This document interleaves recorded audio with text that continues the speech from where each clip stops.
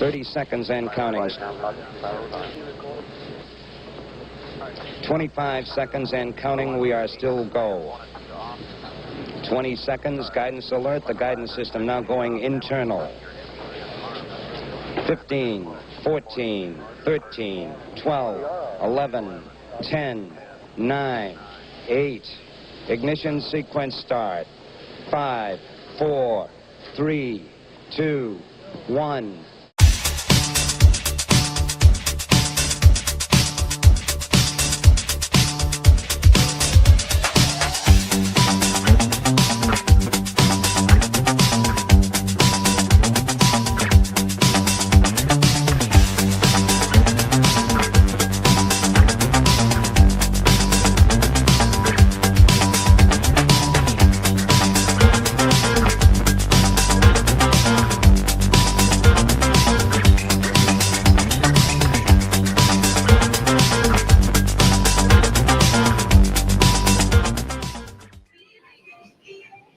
Good afternoon to our viewers in the Western Hemisphere. Good evening to our viewers in Europe and Africa. And good very early morning to our viewers in the Pacific Rim. Welcome to the Angry Astronaut Flight 6 of Starship. To have some very magnificent things coming to us most probably today. You can see one aspect or our view from the Margaritaville Hotel.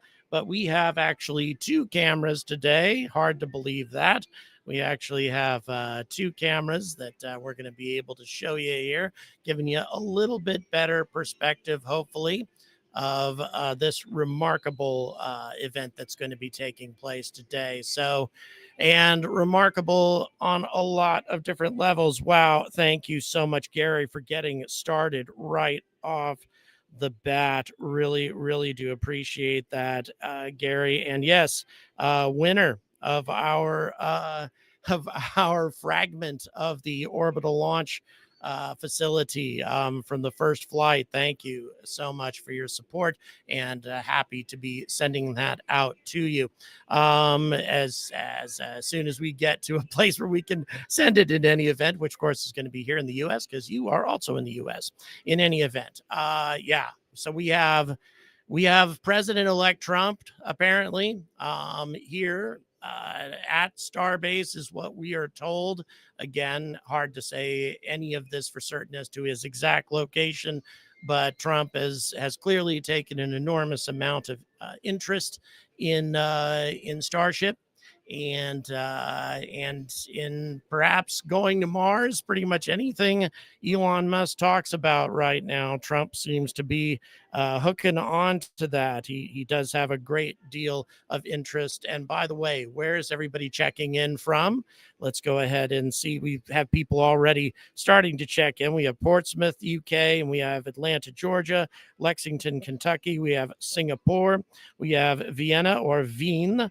We have Stalybridge, UK. Hello. And by the way, I am at the Margaritaville Hotel, South Padre Island.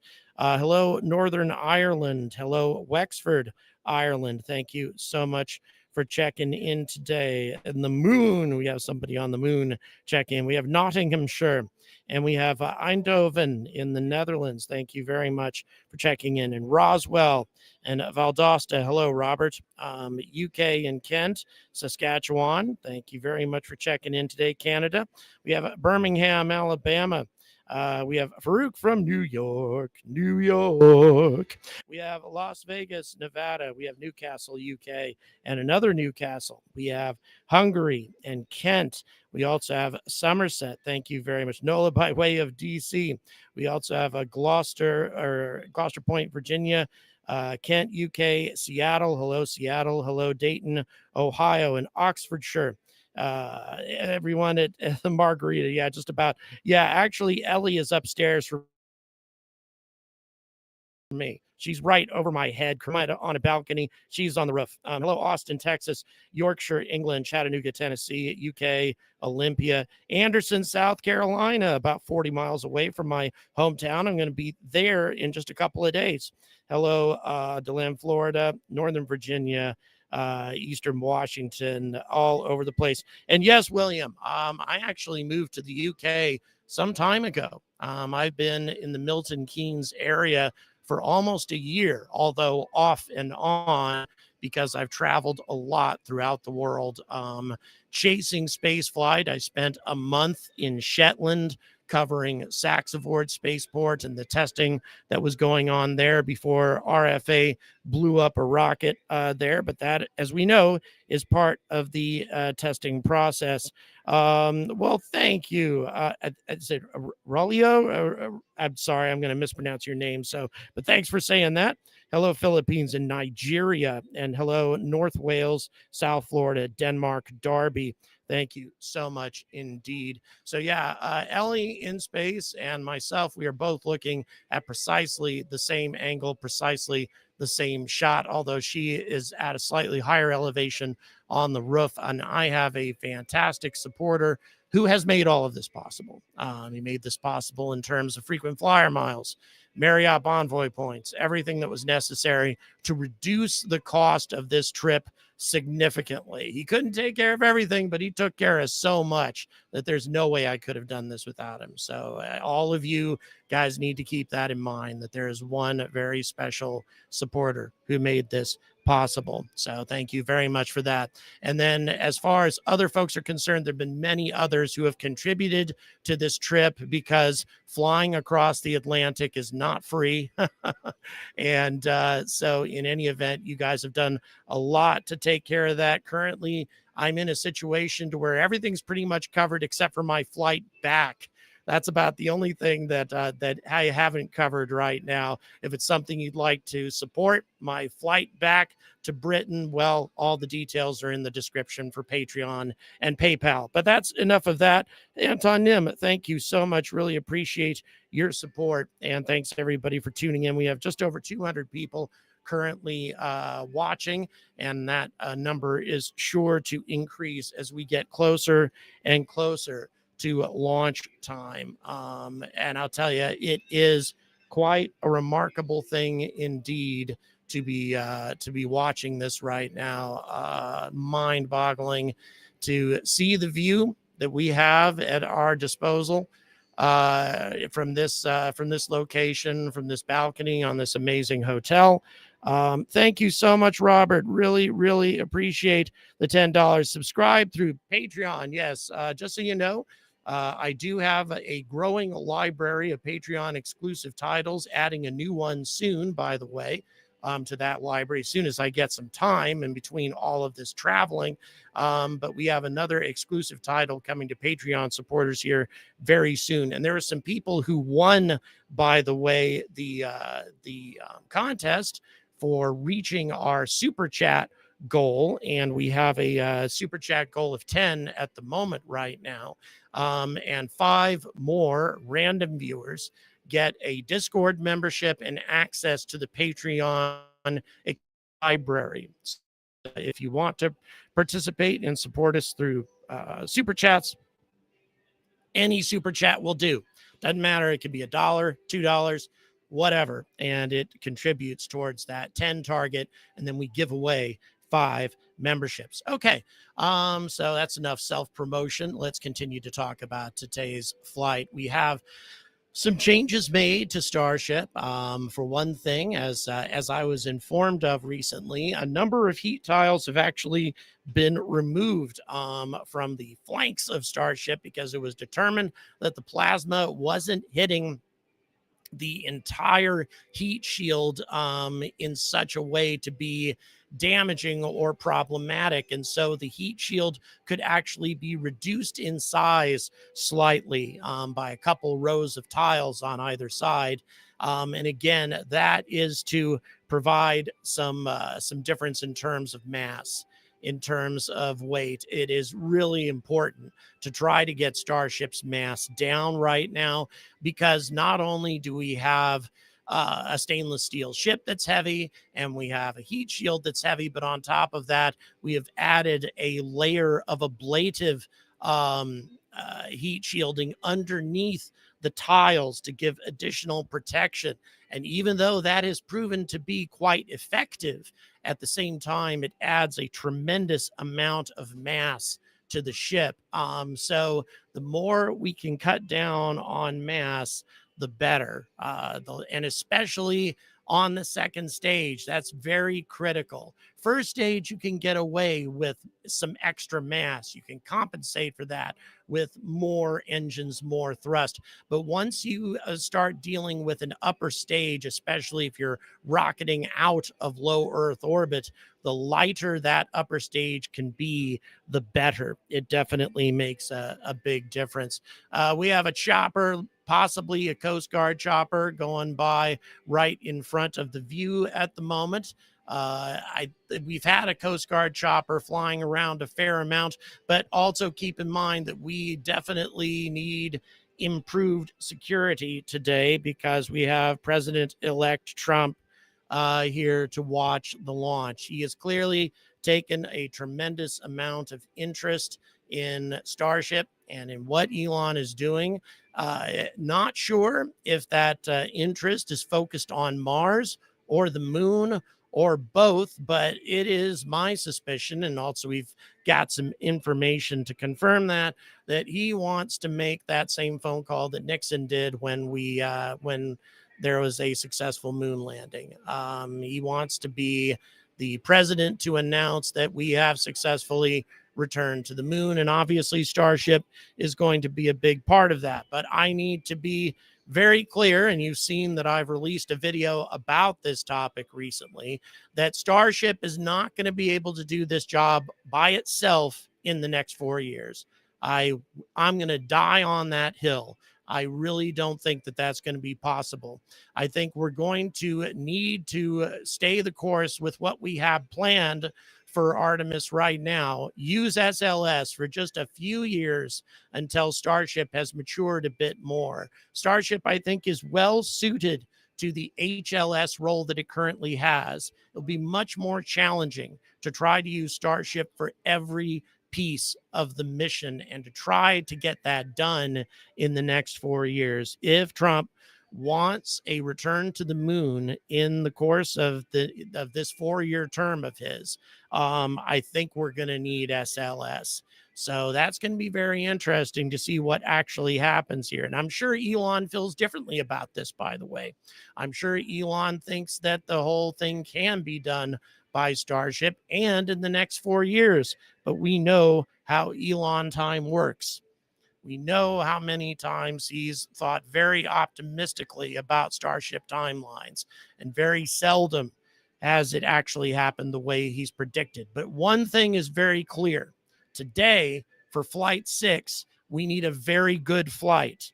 We need good performance, especially with Trump's eyes on the flight from a very, very uncomfortably close location at the Starbase. I mean, we can see just how crazy close Starbase is. I'm not sure if you can see it on the wide angle view, but Starbase is just down the road from Starship. And so if we had a pad RUD in this particular circumstance, that would be an unpleasant thing for Trump to witness. And that's something we definitely don't want to have happen. So yeah, today is a big flight. Today is a very important flight because if we have really good performance, if Elon is able to knock Trump's socks off on this particular flight, then I think we can count on a if we have a disastrous performance or a less than ideal performance, then the enthusiasm may not be quite as intense. So I think that there's a lot of pressure on SpaceX's staff, on the engineers, on everybody associated with this flight. Very, very critical. So yeah, we'll see how all of this develops, but very exciting indeed. Yeah, we've already had folks kind of check in from around the world, but if you haven't done that yet, feel free to check in from where you are at the moment. We have, yeah, we'll go ahead and recall. Like, let's do another roll call, guys. Where are you folks watching from? I tell you, it's always all over Maryland. Hello, Maryland. Hello, UK, and hello, Virginia. Hello, Tampa Bay. Hello, Delaware. Thank you very much for checking in today. So yeah, again, folks from all over the world have been watching. Hello, Israel. Thank you very much for checking in. Really, really appreciate that. Hello, Central Arkansas. Hello, Massachusetts. Thank you very much for watching. Hello, Sheffield and Norway. Space Force headquarters in my hometown of Colorado Springs. Hello, Texas and Cleveland and Swindon, UK. Hello, Farouk in New York, New York. Hello, Irvine, California, and New Jersey. Hello, Ukraine. Thank you for watching today. Hello, Down Under. Hello, India and Hong Kong and Monrovia, I think. Sorry, I should know where that is in California, but I don't. Hello, Brighton and Dallas, Iceland and Switzerland. Really appreciate you watching today. Hello, Stockholm and Derby, California and Florida's Space Coast. Panama City, Florida. Been there several times. Hello, Ontario, Canada, Newcastle. Hello, San Diego. And we also have the Bluegrass and another California. Boy, I should know that, but I don't. The name of that town. Hello, Delaware again. Finland. Hello. And hello, Canada. Really appreciate it. Hello, Indiana. Thank you very much for watching today, Patriot Warrior. Hello, Sydney, and hello, New Zealand. Always appreciate it when my viewers from down under check in, because my coverage of Rocket Lab especially, but also the newly blossoming Australian space flight that's getting going right now with an orbital launch that is very likely to transpire before the end of the year, or if not, then certainly in January. We got some exciting stuff coming on indeed. Ravi, east of Pasadena. Okay. And hello, Indiana. Again, yeah, thank you very much. Hello, Queensland, Australia. Really appreciate you guys checking in today. You're awesome. Always very grateful for my viewers. So yeah, quite a day we have in front of us right now. Approximately 46 minutes to lift off, unless we have some delays, which is likely. It's tough to get a rocket like this with this kind of complexity off the pad on your first attempt. I'm sorry, go ahead. We have a rocket coming your way to Queensland, Australia. Queensland. Oh, yes. Rocket coming your way.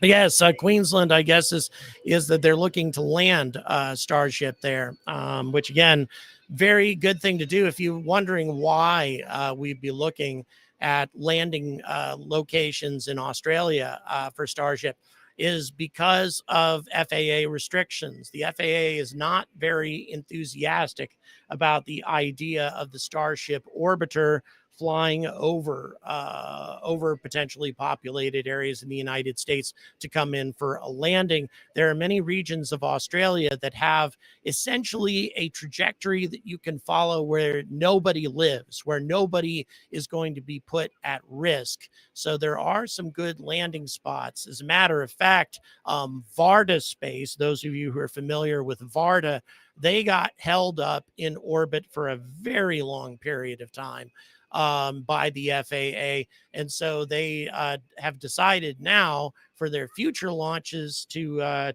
come down in Australia. By the way, Varda Space, what they do is they manufacture new types of pharmaceuticals in microgravity. Certain types of pharmaceuticals are easier to manufacture in microgravity than they are here on Earth.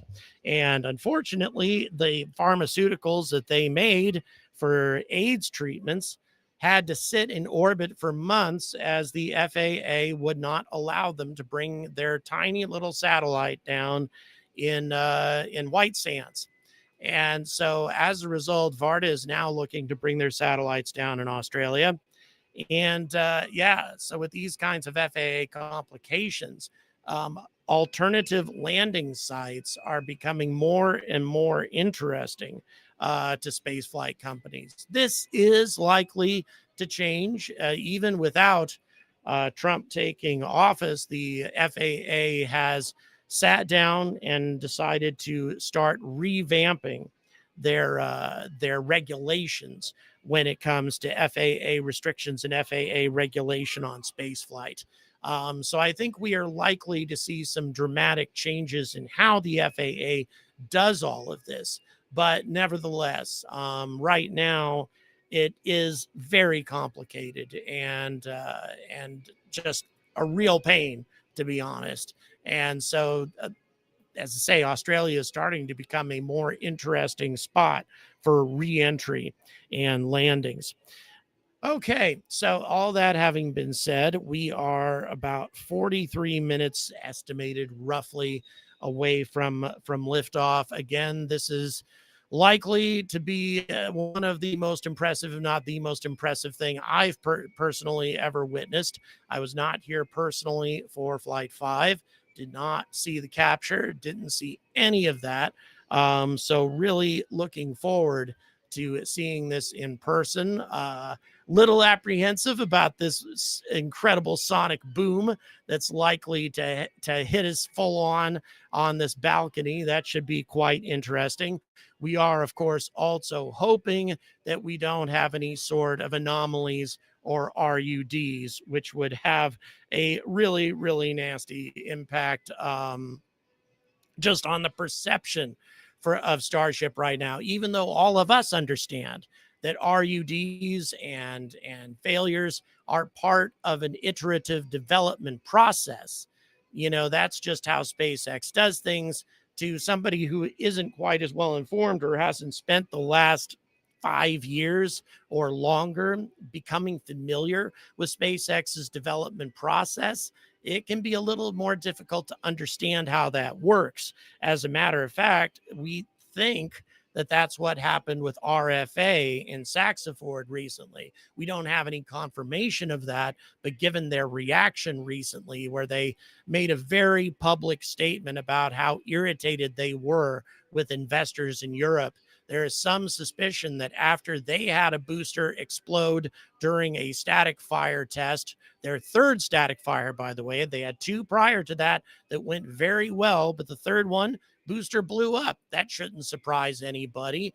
That's just part of the process. But a lot of the information that I got at IAC with people that I spoke to, European investors, if you launch the rocket and it doesn't make it to orbit, or it blows up, a few miles up or something, okay, that's no big deal. If your rocket blows up during a static fire, in their minds, that's a miserable failure, and they don't want to invest in you again. We don't have the same kind of vision, the same kind of understanding of this sort of development in spaceflight, unfortunately. I think that this will change in Europe.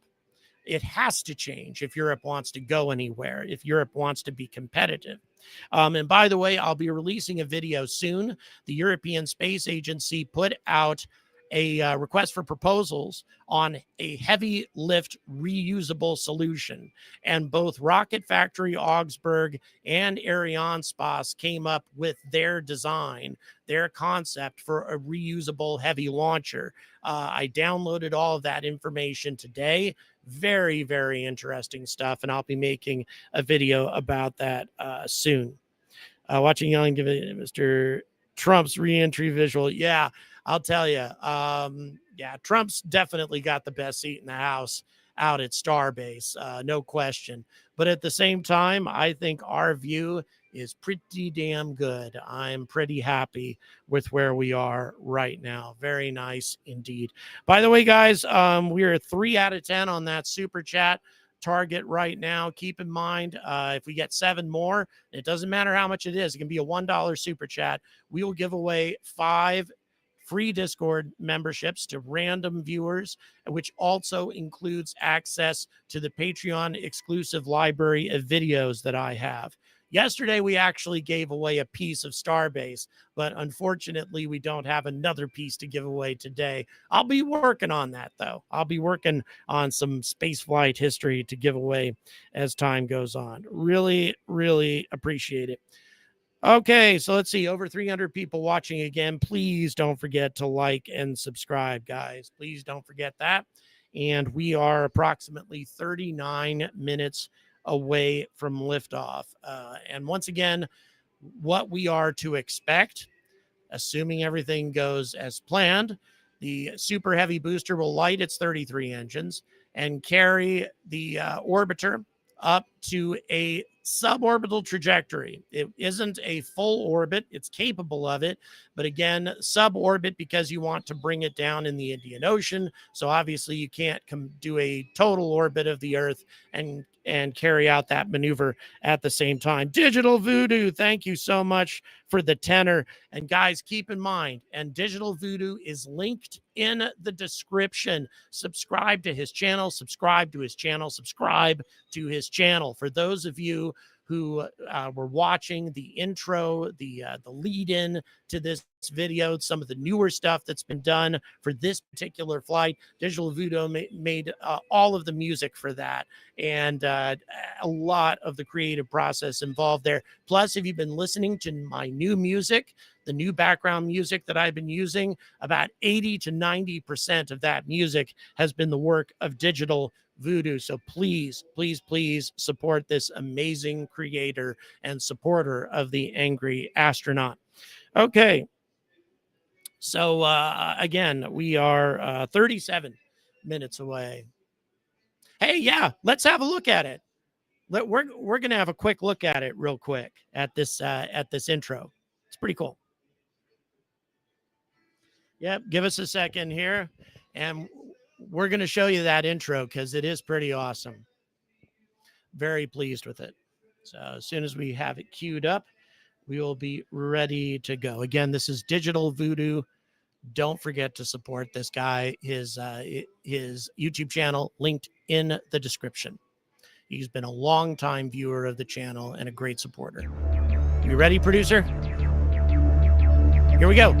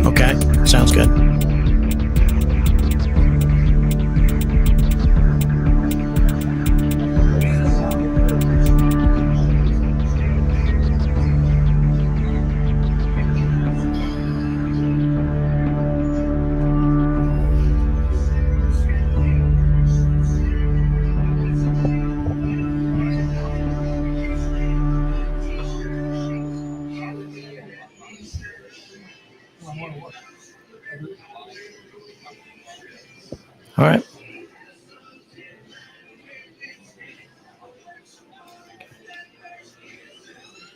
Excellent.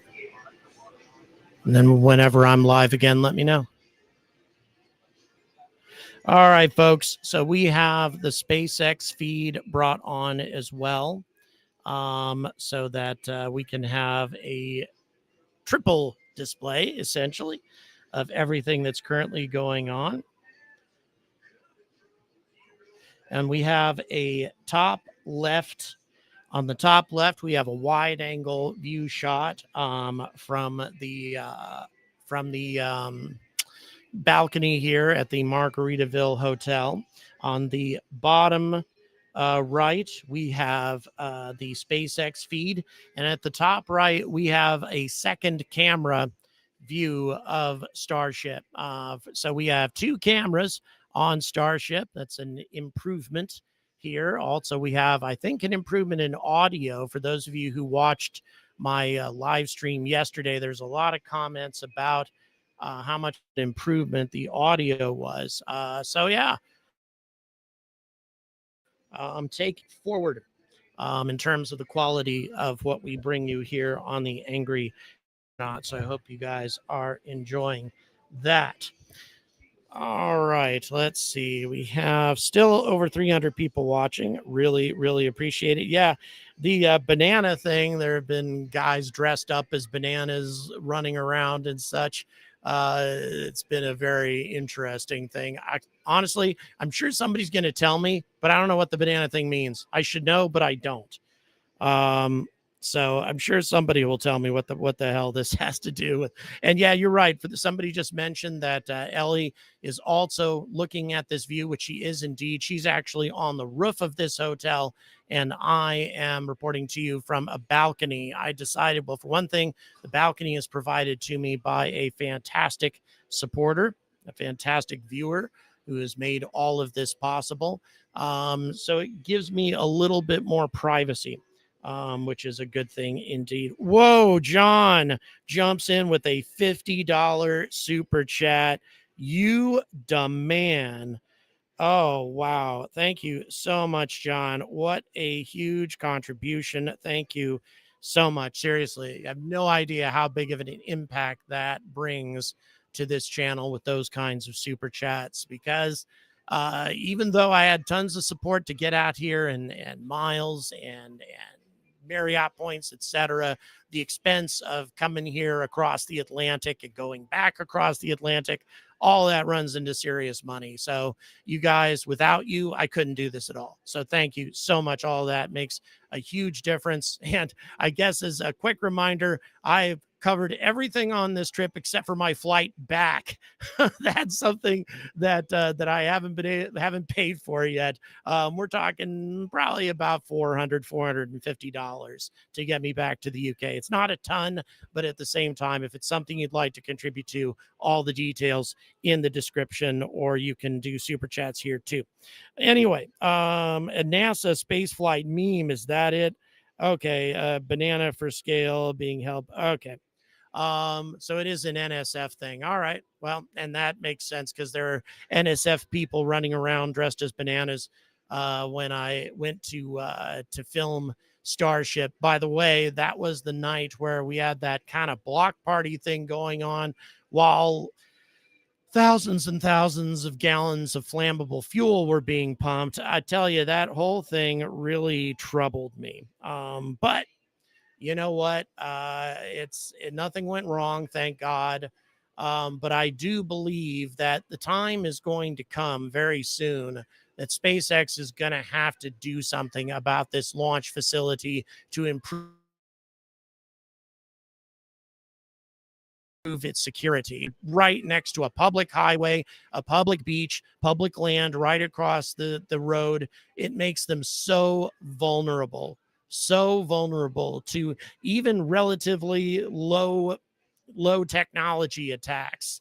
Like, as I mentioned during the video I released today, a small group of environmental activists tossing petrol bombs could destroy the entire launch facility fairly easily. It's this kind of thing that we need to do something about, and hopefully, this could again have something to do with relationship with bananas tall. Sorry. Oh, it's 620 bananas tall. Okay. All right. So that's what the banana thing is. It's 620 bananas tall. Okay. Anyway, so the relationship with Trump could change some of that. You can use, but you can use a banana.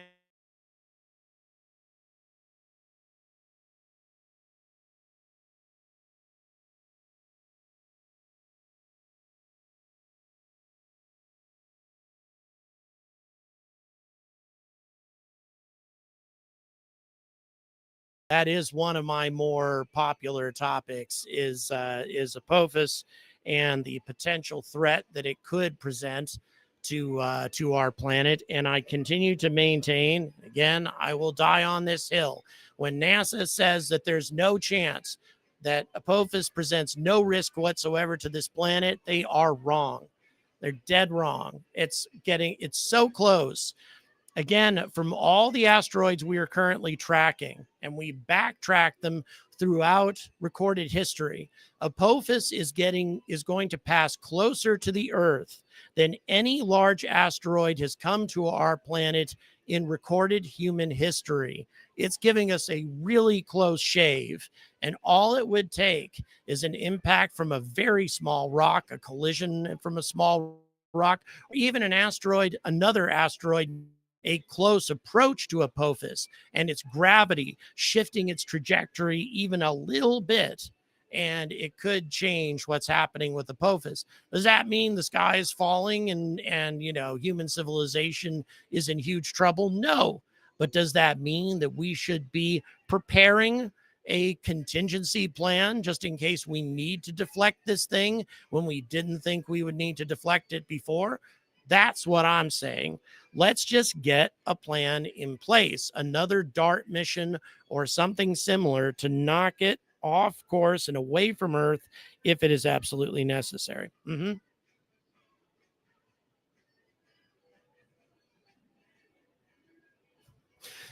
Apophis is 1,910 bananas. And how big is Starship again?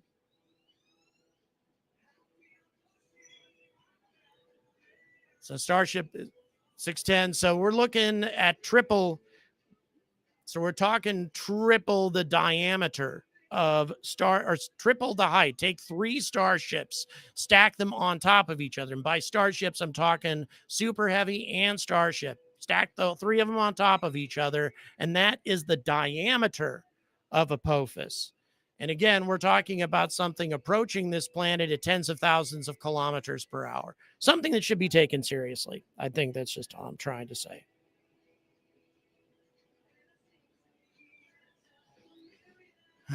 Okay. So we're doing for scale at the moment. All right. So now, yes, now I see. So so now they have bananas on SpaceX explaining all of this to us currently. All righty then. So currently 25 minutes to lift off, perhaps. So again, Super Heavy will lift off as before, 33 Raptor engines, propelling it up to stage separation. Then we will have that hot stage separation of the orbiter from Super Heavy, where the engines are engaged as part of the separation process. That's something that American launch providers generally don't do. Russians do it, not us as much, but that improves the payload that a rocket can carry if you do that hot stage separation.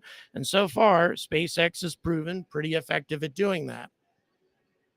So when the hot stage separation takes place, then the booster will begin its descent towards the orbital launch mount, and then a decision will have to be made as to whether or not the trajectory looks optimal for another capture attempt. If it doesn't, they're going to crash it into the sea. But if it does, they're going to bring it back and we will see what happens. Again, according to what we think we know about the previous launch, it was very close. SpaceX was very close to having to decide to crash the booster into the concrete rather than trying to catch it at the orbital launch mount. It was a really, really close run. That is the official story that we're told, based on a conversation that happened in the background while Elon Musk was talking about his performance during a video game. Does that mean that that's what really happened? I kind of doubt it. I'm thinking that Elon may have been messing with us a little bit. I think that may have been an intentional move on his part to perhaps increase the drama, or perhaps to put out a suggestion to his competitors that maybe they're not as advanced in this process as they actually are. I just find it difficult to believe that Elon made that kind of mistake, that kind of faux pas.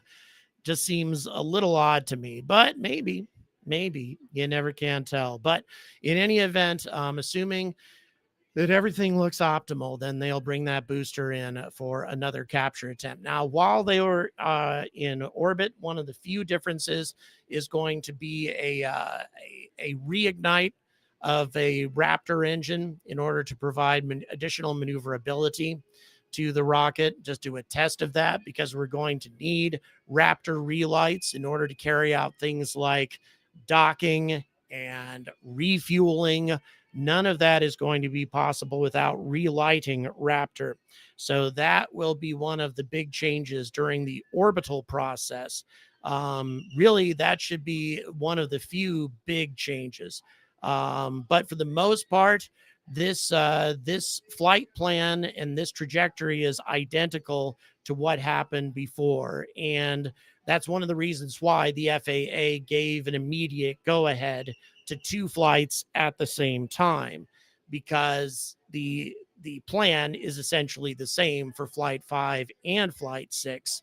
And so therefore you can have that kind of quick movement. It's how we say quick licensing on the part of the FAA. As long as there's no real change in the flight plan, the FAA will issue their launch licenses fairly rapidly. It's when you change something that things need to be investigated in greater detail. At least that's the story that the FAA gives us. And so far, it appears that that is indeed the case, because we had pretty rapid licensing for this 6th flight. In fact, simultaneous licensing for Flight 5 and Flight 6. So definitely a positive development with the FAA. Thank you, producer. All righty. So we are currently about 20 minutes away from launch. We do have the SpaceX stream going at the moment.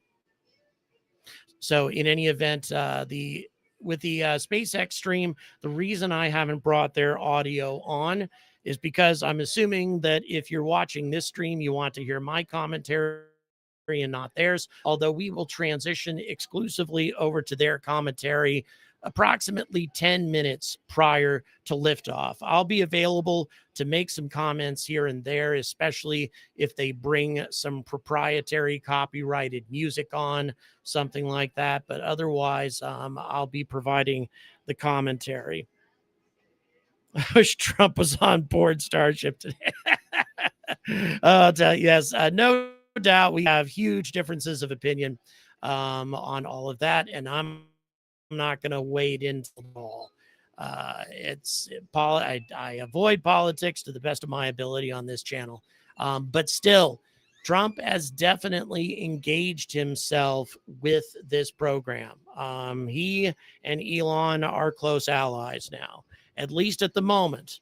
Again, we're talking 2 very big egos, so things could change with that in the future. But right now, they are very close allies, and that's a very good thing, at least for SpaceX, for the future of SpaceX.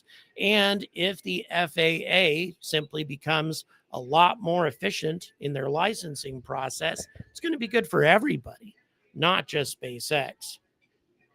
So we'll see how that develops. But nevertheless, yes, very close relationship that exists, and only got the news, by the way, on all of this yesterday, less than 24 hours ago. Well, we got some information was coming across a bit earlier than that, but overall, a little over 24 hours ago, got the news that Trump was going to be attending this launch. So it's a big deal. That's some high level attention on this. And, that could be good and bad.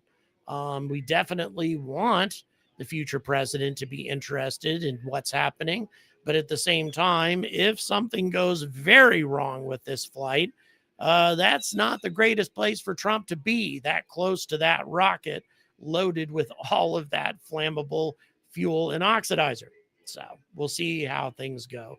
We certainly hope for a successful flight today and a beautiful flight. All righty. So currently about 18 minutes away. As I say, in about 8 minutes, we will transition over to SpaceX's coverage.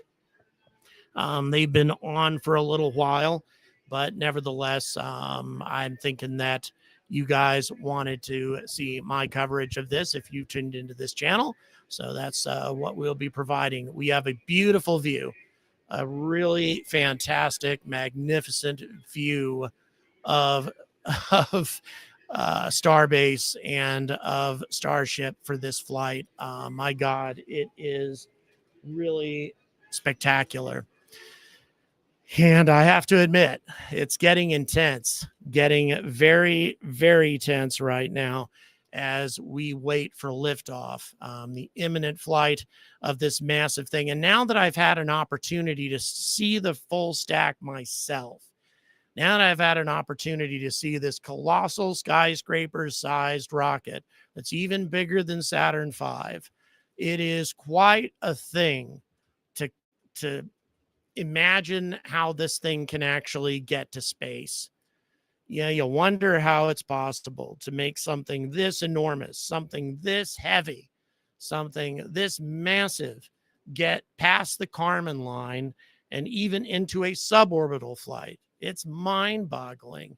And yet, SpaceX has already demonstrated that they're not only capable of doing that, but also of bringing back the booster for a successful capture. The next step really is going to be reuse, but we're probably not going to see that even if this booster is successfully caught, because this is the end of the Block 1 flights. We're going to see a more advanced, larger, more robust Starship flying for future flights after this. I would say odds are that's probably not going to fly until after the inauguration in January. Considering that it's a change of rockets, lots of radical changes happening to the design, etc. Well, maybe not radical, but still, anytime you increase the size of a vehicle and also put different engines on it, that is a substantial change. So I would say chances are it's going to be a little while before we see another flight, before the FAA green lights a flight of the newer version of this rocket. So this is essentially closing yet another early chapter of Starship development, that this particular block is going to be retired after this flight, which means, as I said before, it is doubtful that we are going to see this thing fly again. Even though we want to see reusability in action, just not going to do that. It doesn't make sense to try to reuse Block 1 because that's not what's going to be used in the long run. But I would say that we're going to see attempted reusability with the new block very, very soon after its first flight, assuming its first flight goes well, assuming that the evolution of this rocket is optimal. Then I would say that, we need to see reusability soon. We'll put it that way. We don't have a lot of time, before Artemis 3, before the moon landing. You know, if we want to get to the moon before 2030, before China is scheduled to get there, and I think there's every reason to believe, given the aggressiveness of China's space program, they are very likely to make it to the moon by 2030. If we want to beat them there to the surface of the moon and restart what we should have kept going with 50 years ago, but didn't, restart with a permanent presence on the moon, then this flight, and indeed Starship's evolution in general, very important to the future of all of that. So today, very critical, just like every other previous flight of Starship. But again, retiring Block 1 today, we want to go out on a bang. We want to go out on a positive note, especially in front of the future president of the United States. So we'll see how this goes. We now have 13 minutes to launch. So roughly, again, that could change definitely. We'll see how it goes. All right. Yeah, it does look different. That's a point that somebody made. It does indeed look different in the late afternoon light as opposed to the morning light for a launch.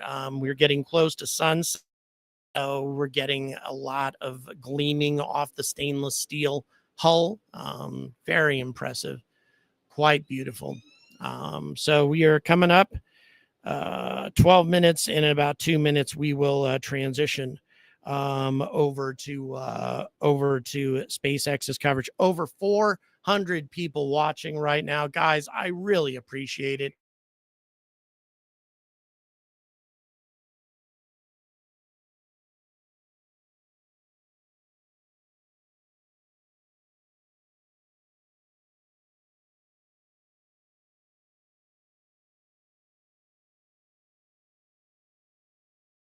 If we can get to 10 super chats, we're going to give away 5 more free memberships on the Discord server, and that gives access to our Patreon exclusive library of videos as well.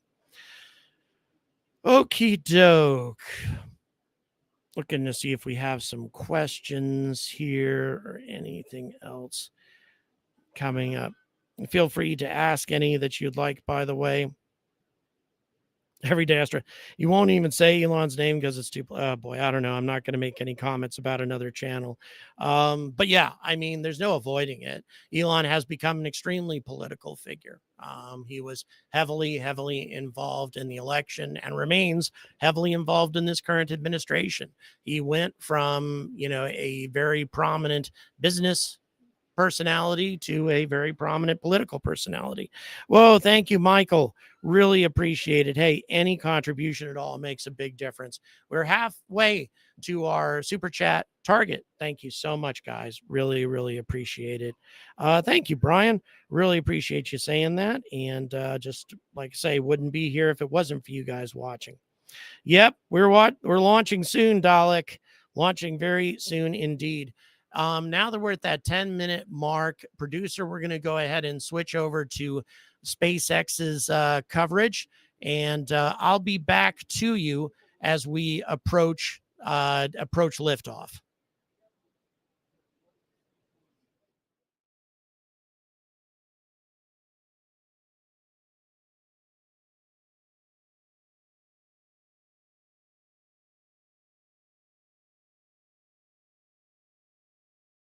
Flight tests of Starship before it becomes fully operational. And we tend to do our testing out in the open, just like today. And that means people sometimes see when our hardware doesn't perform as we planned during that testing. And that's okay, because this is exactly what we are testing for. Right before the liftoff. To physically see if hardware performance matches what we expect it to do or not. Even more with today's test flight, where we're purposefully pushing the ship beyond its limits. Starship development is also being aided by Starlink space-based connectivity. You might remember the Starlink panels that are incorporated into Starship, and you can see them there on your screen, those rectangular panels on Starship's nose cone.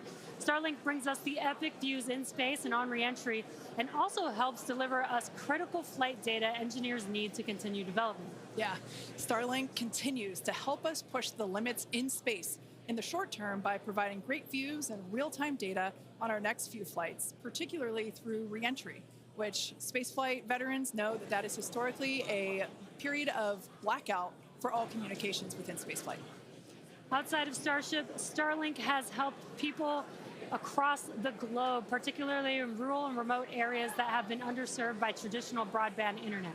Yeah, and soon, Starship will deploy our next generation Starlink satellites, which will continue to increase our capability to connect even more people with high-speed internet all around the world and beyond.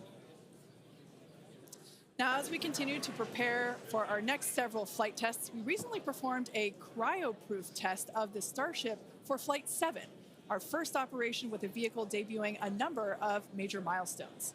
The ship has been stretched to make room for larger propellant tanks, increasing the propellant capacity from 1,200 tons to 1,500 tons. The forward flaps also got a redesign. They have shrunk in size and they also shifted in location, and both of these things will help better protect them during entry heating while still providing control. There's also a wide range of upgrades that will make the vehicle more reliable, adding redundancy to and the ability to operate for longer durations in space. One unique aspect of a trip to Mars are the different conditions ship will see when entering the Martian atmosphere. Now, it's difficult to simulate Mars's atmosphere when re-entering on Earth, so we've been testing a variety of heat shield materials inside a specialized plasma jet chamber at the University of Illinois Urbana-Champaign, where we're able to more closely simulate Mars's 95% carbon dioxide atmosphere. Aside from looking awesome, this is important testing. The intense heat of entry will cause the CO2 to break down into its base elements, exposing Starship to atomic oxygen, which increases surface heating and can cause materials to oxidize or start to break down. Spacecraft entering over Mars encountered more than twice the amount of atomic oxygen at their peak when compared to Earth, and that is certainly a unique challenge. As we continue to test, we'll learn more about what makes a great heat shield for Mars. All right, now that we're heading into the final minutes of the countdown, let's go back to Dan for the latest on the ground there at Starbase. Hey, Kate, afraid I have nothing but good news for you. We have a go from our range safety team. We are a little over 90% full on ship, almost 85% full on booster, and not tracking any holds to an on-time liftoff. So we've got about 3 more minutes of prop load. As long as the range stays clear, we don't trip any other holds, we might blow right past that T-minus 40-second mark and lift off right at the top of our window at 4 p.m. Central. So toss it back to you guys one more time, but fun part about to start, we are, a little under 6 minutes away from launch. All right, so we are continuing to progress now at 5 minutes and 43 seconds until liftoff. Now, once we pass the T-minus 40-second mark, a number of events are going to occur in rapid succession. The ground spin and ignition systems will come up to flight pressure, and the ship will go on to internal power. And then after that, the quick disconnect, or what we call the QD arm lockout, is removed in preparation for retraction shortly after T0. And once we pass the T-minus 40-second mark, we still have the ability to recycle the count under certain conditions back to T-minus 40 seconds, and then hold there to assess what happened and if we can proceed again to T0. Exactly. However, once the water for the deflector system begins flowing at T-minus 10 seconds, any issue after that would be an automatic scrub for the day, as the teams would need to refill the deflector's water tanks as well as the propellant storage tanks over at the tank farm before we're able to make another attempt. Now, it is just so unbelievable that it's just been only a little over a month, and we are just a few minutes away from Flight 6. The crowd here is building up.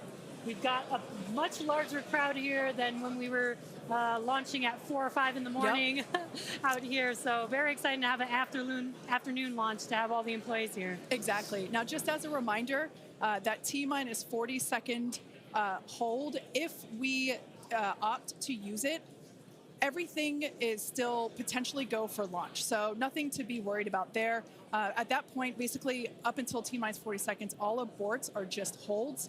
This would allow the team to wait for final checkouts to assess propellant levels, engines, avionics, vehicle pressurization, range, weather.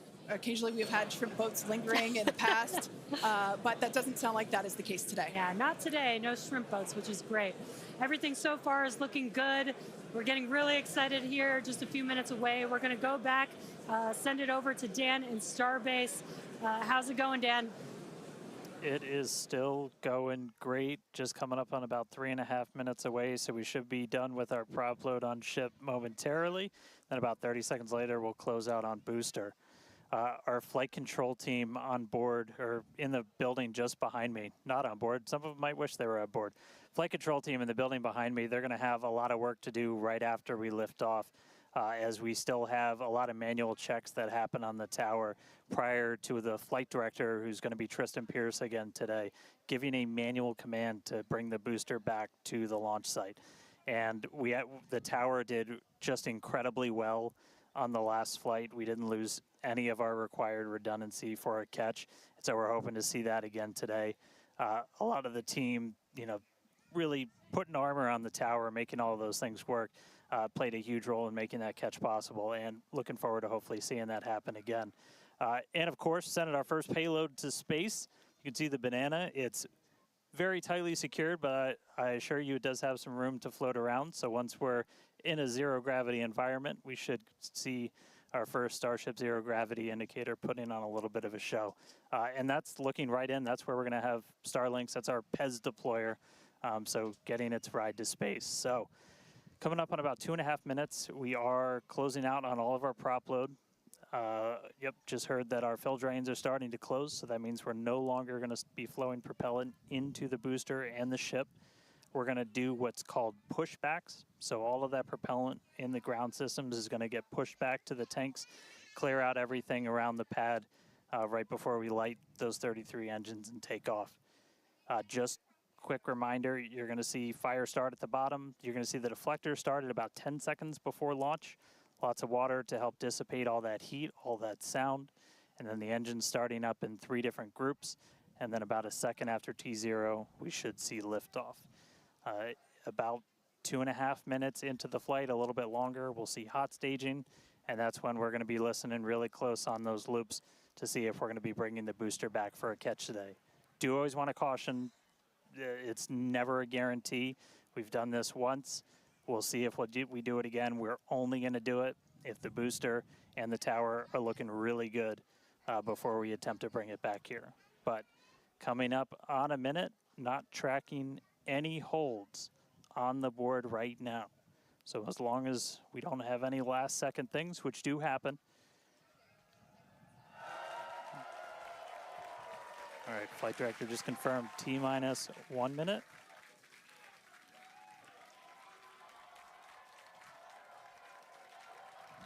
Key moment to look at in 10 seconds, that T-minus 40.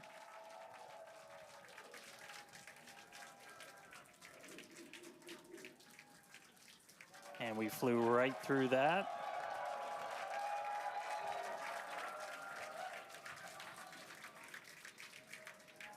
Flight directors go for launch. All right, we're now T-minus 20 seconds until liftoff of Starship Flight 6. This will mark our second attempt to catch the Super Heavy booster at the launch tower, as well as 10, 9, 8, 7, 6, 5, 4, 3, 2, 1.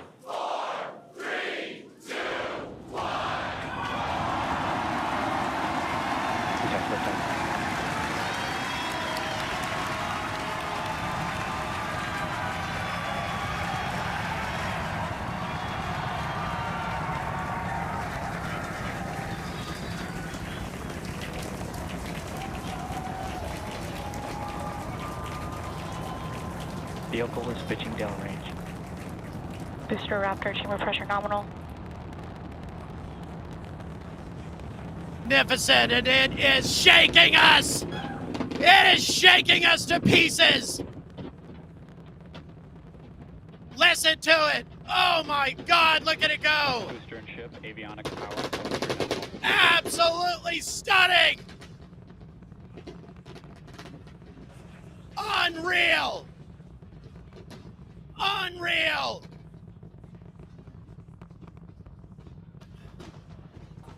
Absolutely magnificent liftoff! We're about 6 miles away, so all the sound's still hitting us here.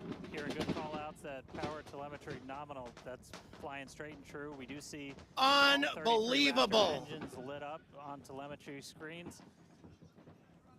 At this point, we've passed through that point of maximum aerodynamic pressure, that max Q. Unbelievable, guys. Now coming up in just a We've little now passed over through a max minute from Q. now is going to be hot staging. So we're going to see the 6 engines on the ship ignite while still Unbelievable, attached to the guys. booster. Just before that, we'll see all Absolutely but 3 center engines in the stunning. booster shut down. And what we call MECO, it's most Utterly shut off instead of main amazing. engine. The just So while shook we us continue apart to here, watch it shook go us up, apart. a lot of our flight But now controllers looking at all the systems everything around the looking tower. Again, we have to optimal, send all Raptors lit. Thank you so much, Captain. Really appreciate your support. Thank you so much. It was just mind-boggling to see it go, except this time, as we all know, assuming things go as planned, this baby's coming back. It's coming back to put a sonic boom right into my face, but this was just utterly amazing. Can't even begin to describe the intensity. Fortunately, I've got a very helpful supporter. Hot stage separation successful.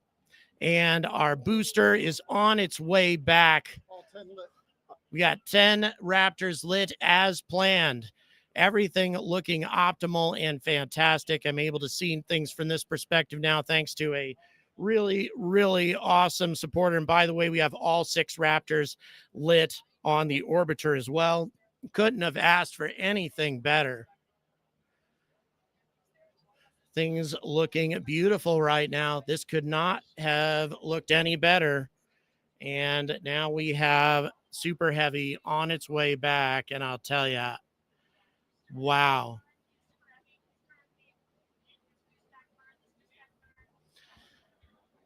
Raptor shut down. They're down to 3 Raptor engines, now down to 0, which again is as planned. I think we're going to boost back to the pad, guys. It's starting to look that way. Waiting for the hot stage ring to jettison next. We still have that to carry out. But again, all 6 Raptors burning on the orbiter without any difficulty. Everything looking as perfect as you can imagine. You want to see the landing, right? Looking very good so far, guys. Don't think it could have looked a whole lot better. I think that's the hot stage right there. Just left. There's the hot stage. Think the hot staging ring just jettisoned. Again, can't say that for certain. We're getting a look at the orbiter now. Orbiter only. Not sure about the state of Super Heavy. It looks like to me that we're heading to the launch tower, but we're not sure. We are no go for capture. It appears that we are no go for capture, guys, which means we're going to have a splashdown in the Atlantic. Again, I think this should not come as a shock to much of anybody. The fact that they managed to pull that off on the first launch was nothing short of miraculous. It's probably going to be a little while before we're going to have that process mastered. We are currently watching for any sign of the booster coming back to the ocean, looking for a splashdown in the Atlantic instead. It could end up being quite distant. And also, as we can see from SpaceX's trajectory or from the cameras that they're providing, they are only shooting the orbiter right now. They are not shooting the booster. Again, suggesting that perhaps, but they're not showing us the camera. Or is that? There is. Okay, now we're seeing the booster. Now we're seeing the booster. And we can see the coast. Yep. We may get a view of it from here, guys. We may get a view. We're waiting to see if we can get a shot of that. Do you have a camera to put on it? Yeah, but can your camera get put on it? We're going to try to see if we can get a camera switched over to the Atlantic. We're trying to transition that camera over. I don't know if you can hear me, producer, but we're going to try to put one of our cameras over onto the ocean to see whether or not we can catch this splashdown. We haven't engaged. The engines are engaged. We've caught it. We've caught it. We've caught it. We have it on camera. We have it on camera. And now the end of the booster. I don't know if you guys got to see that. I hope you did, because I was not in a position to lean out far enough on this balcony to see that splashdown. But I hope you guys caught that. I really do, because that was quite amazing indeed. So again, a little disappointing that we don't have a successful... What the hell's going on? Shit.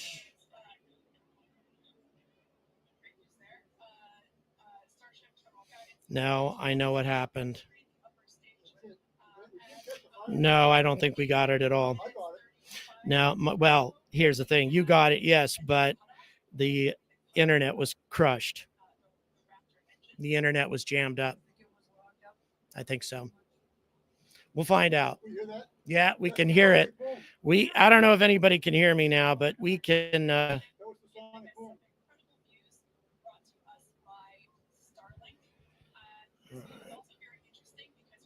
Basically, the receding tile line that we referred to earlier, where we mentioned we have removed a number of heat shield tiles in order to test out and push the envelope on the ship and demonstrate what its capabilities are. Ship engine cutoff. And there we just heard call out for SECO, ship engine cutoff. Great news there. Everything continuing to look awesome. Yeah, that's the explosion of the set down. We have zero cell phone coverage. Oh, and were you hooked into the hotel, or you were on Wi-Fi? Okay. Let me try to get on the Wi-Fi. Hold on. Wait. I've got another option. Yeah, but we may not have gotten it. Unfortunately. I'm going to go get this on the big screen so you can watch the rest of the trip.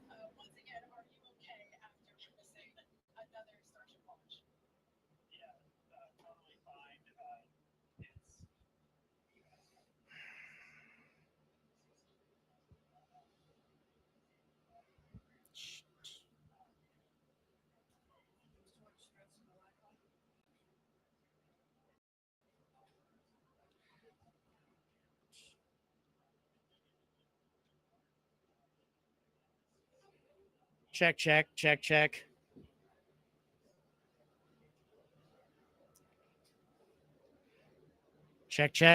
Anybody there? Check. Aaron, are you there? Aaron, I can't hear you. Yes, Aaron. Yeah, I'm back. Sorry. Did we get anything? Yeah, the stream's still being very much strong on YouTube side. It's just Discord. Okay. Well, in any event, did you catch the? And folks, if you are listening to me right now, is my audio hot? Your audio's been hot, yeah. I'll tell you guys, we lost so much internet connectivity here for coordinating. I had no idea if you guys could even see what I was seeing, sadly. But in any event, I hope. Did you see the explosion as the booster hit the ocean? Because we got.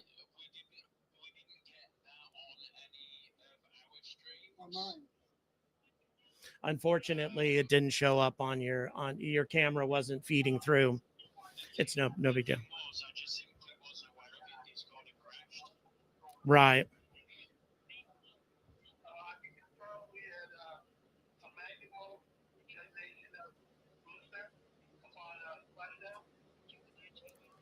It certainly seems like the choice to use the destruct system on board booster was made after splashdown. Okay. All right, guys, I am trying to get back to where I can see what's going on. Once again, I apologize. Yes, I'm sure you can actually hear me. I'm not sure exactly what all of you saw. And again, I apologize for the confusion that we had. We lost some of our internet connectivity for coordinating our various feeds. But in any event, yeah, there was we did have a camera pointing at the splashdown explosion location, but sadly, I don't think the internet was catching it at that time. Sadly, so once again, I am very sorry indeed that did not happen. But for what it's worth, I didn't see it either. My supporter got that. I had a supporter who was filming it from this balcony. He leaned out and actually managed to catch the booster striking the ocean, and that is something that I did not get. But nevertheless, I'm glad that you guys got to see some of it. So really appreciate it. And here we go. Here we go. Now, yes, we don't know what the problem was. What we know is that there was no successful boost back. It turned out that we also may have some damage to ground support equipment on launch, which is a bit odd, but there may be some damage to ground support equipment. Can't say that for certain. I'm going to try to see if I can get some zoomed in shots here in a little bit on that to get a better look at the pad. Something unfortunate. I may be able to share some photos. Bear with me for just a moment. I'm going to try to share some photos with you. Can you hold that real quick? I'm going to try to get it. Guys, I'm attempting to get a couple of photos, some zoomed in photos of what I'm looking at right now. Bear with me for just a second.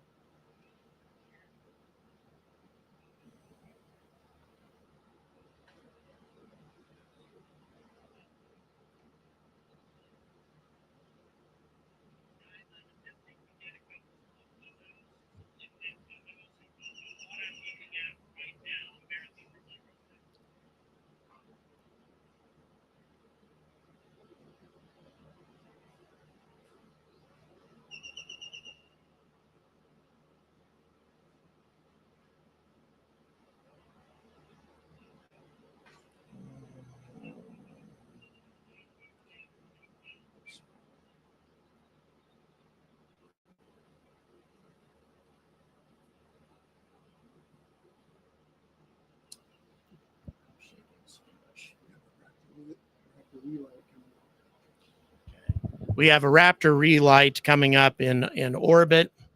So that is something that we should try to cover as well. Obviously, we're going to go ahead and transition our equipment over to inside the hotel room where we can watch this taking place.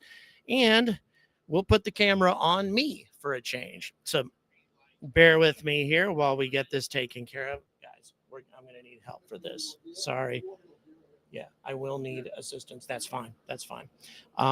If you could unplug, yeah, just unplug it. We can run off the battery. Just unplug, please. Yeah, sorry. Unplug the laptop and then bring the whole thing over. As soon as we have it unplugged. Yes. Okay. Yeah. Excellent. Okay. Are we? Yes. Okay. Bear with us, guys. We are getting to a point to where we can have a look at what's happening here. That's just rotated as far as I can. That's fine. No big deal. Go ahead and put the cameras there. Yeah, please put it on me. You want to just get in the chair? Yeah, hang on to that real quick. Thank you. If you want to go ahead and try to get that on me to the best of your ability. Thank you very much. Pull that chair forward. Thank you. Okay. All right, guys, here we are. Actually, let's put it on the table and pull the table a bit closer. Thank you. And then we need to get the camera panned up. And it's, hold on, that's going to fall over. Just 1 second, guys.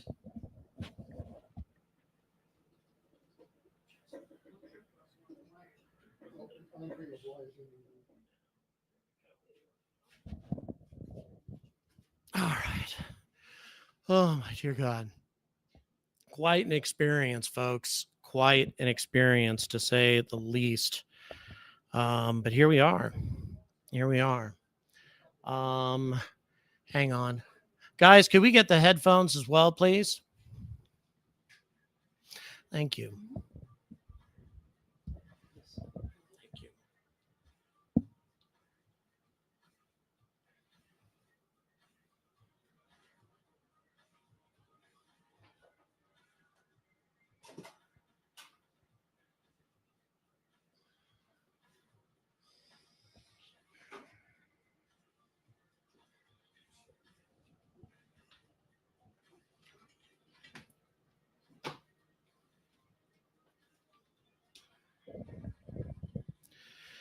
Check, check. Check, check.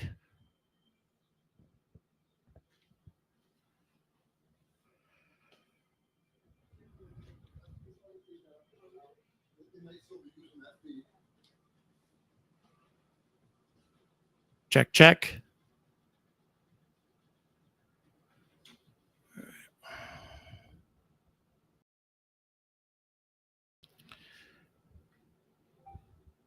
Check, check. Thank you. All right, guys, we just got transitioned over to inside the hotel room, where we're going to keep track of what's going on with the orbiter as it makes its way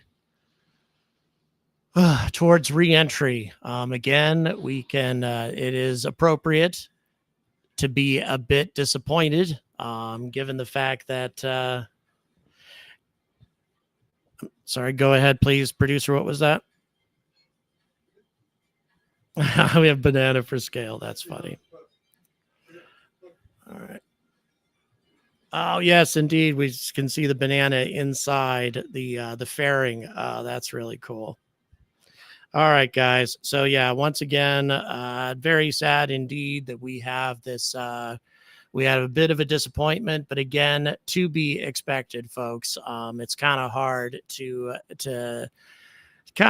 expect that we're going to have a successful return of the Super Heavy booster every time from the first ever launch. This is the sort of thing that we, right, as I mentioned before, we may have had some damage to ground support equipment. Can you show us that picture, producer?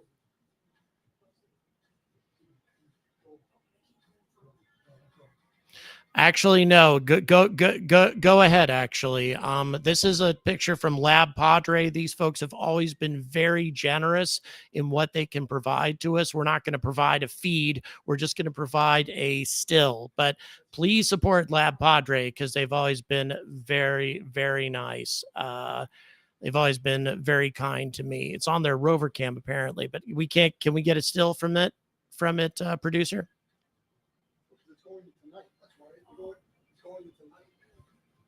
Okay, we're going to show you that image real quick. Again, it's hard to say if, whether or not there really is damage to the ground support equipment. Okay.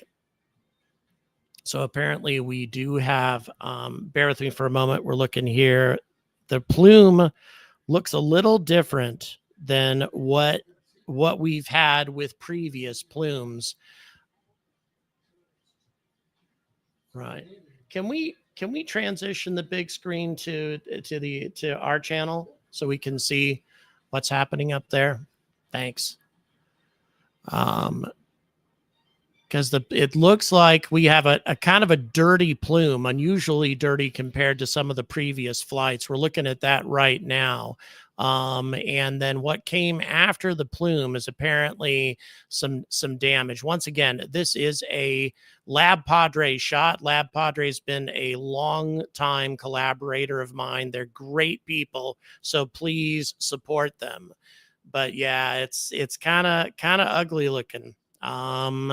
Again, this is the biggest rocket in human history. This is a rocket that has an enormous amount of thrust and an enormous amount of power behind it, and so therefore, we shouldn't be terribly surprised if we have any issues with the liftoff. Sometimes things can happen that you don't expect. So we'll see whether or not there's any sort of damage to the OLM that is over and above the sorts of things we've seen before. Just to be clear, though, we haven't had a launch yet that didn't have at least a little bit of damage to the OLM. There's always a small amount of damage that takes place. So that's, again, not something that needs to be overly shocking, not something that we need to look at from a really negative perspective. But at the same time, you can't say that it's not a little bit disappointing that we don't have a successful boost back. We didn't have a successful capture, that we had to abort it. Again, this is the sort of flight that we expected. This is the sort of flight that we expected on the first flight, not the first attempted catch maneuver, rather, not the second. So it's a bit of a bummer, but at the same time, not a bad sign for Starship development or anything like that at all. It's just, this is the sort of thing that's going to happen from time to time. Also, and again, this is pure speculation on my part, it's very possible that they were being extra careful about boosting back and attempting a capture with the future president of the United States just a couple of kilometers away from the landing site. I think that SpaceX might have decided to err very much on the side of caution rather than taking any chances on that. So that could have been another factor. So we'll see. We will see what ends up happening here. Yeah, there may be some connection issues during the orbit. Who knows? Maybe the Starlink might have gotten damaged during this liftoff. Again, all speculation, but it does appear from some of the observations that have been made lately that we have some potential damage to the orbital launch mount. Again, probably nothing all that significant. Certainly nothing compared to the first flight. But still. Yeah. That is an interesting observation. You know something? I saw that too. A comment was made by a member of my team, and I think that there's some validity to this because I observed this too when I was watching. It took maybe an extra second or two for the Raptors to come up to full power and lift the rocket off the pad. It almost looked a little bit more like the first flight, which is odd. And if it did take longer for the Raptors to come up to full power and lift off, then yeah, that could definitely have caused damage to the pad. Again, these are just observations. We don't have any proof of that yet. So we will see.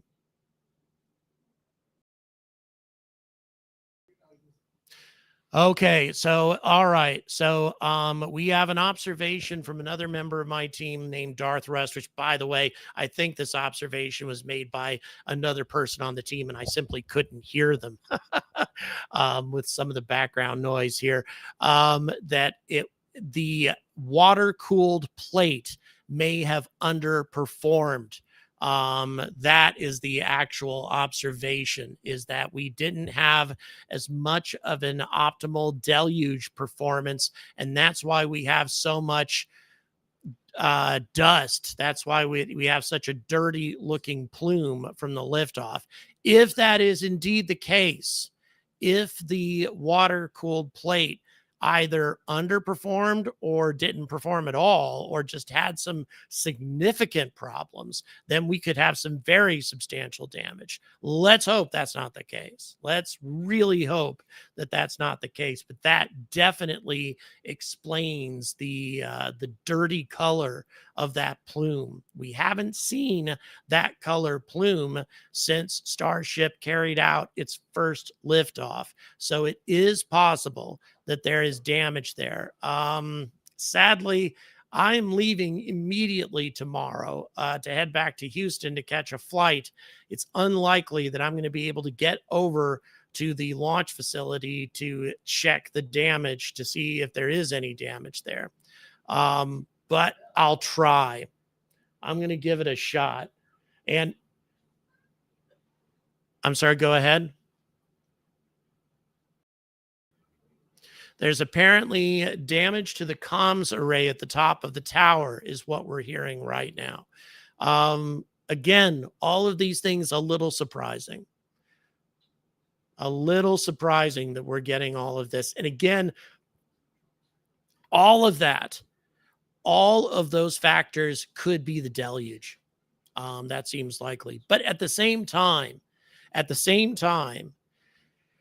I kind of question that a little bit, because if there was a significant underperformance of the deluge system, therefore a substantial amount of damage, then we should have had some Raptor engines taken out as well. We shouldn't have had all 33 burning as well as they did. So that is an inconsistency in that scenario. If we did have an underperformance, perhaps it wasn't all that significant. Perhaps it was only enough to create some problems, but nothing all that bad. Because if it was significant, then we should have had several engines taken out by flying debris. So we will see. But right now, the focus is on the orbiter and what we have coming up. Also waiting to see, there's supposed to be Raptor relight during the flight. We have no information as to whether or not that has gone as planned or if it's transpired at all. Let's go ahead and, I mean, it hasn't happened yet. Okay. I'm checking some more sources of information here real quick, just to see if we have any other information about what happened here. So bear with me, guys. Again, you know, we are so accustomed to perfect performance from SpaceX. You know, sometimes it's a little surprising when these things happen. But, you know, this is the most powerful rocket in human history. It's brand new. And SpaceX designs things with this iterative process. And these things happen under those circumstances. All right, so no updates from SpaceX for the last 17 minutes since the orbiter achieved its trajectory.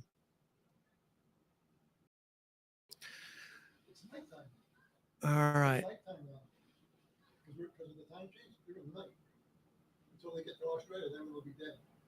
Yeah, we may actually have a daytime descent in the Indian Ocean. Somebody want to look up what the time is in Mumbai? Somebody watching might know what time it is in Mumbai.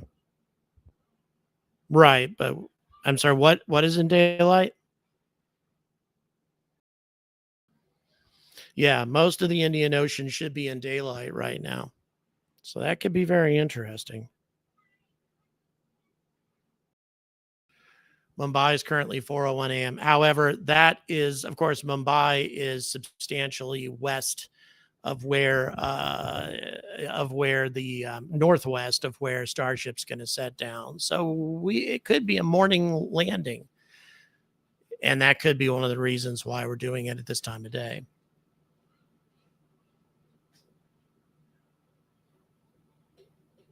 Raptor relay 37.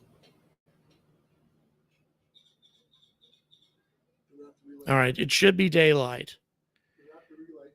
So we have Raptor relight demonstration happening in 6 minutes, assuming everything goes as planned. Pardon?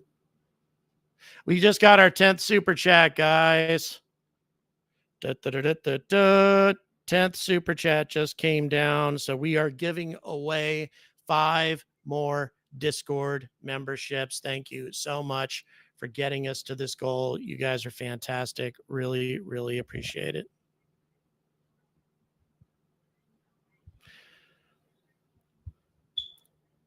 And by the way, that's Dwarven Murray. Thank you so much. No BS approach to space news coverage, the absolute best. Thank you. That is such a kind thing to say. And that's your first ever super chat on a live stream. I'm honored. Go ahead. I'm sorry. Let's explain to how this works real quick, producer. We've already put up a link, guys. Click on it. First 5 people to click on the link. There's a link that was put at the top of the chat. Click on that real fast, and you will get a membership to my Discord server. If you're one of the first 5, like I say, we're giving away 5. Right. So go ahead and we'll have the winners here in just a second.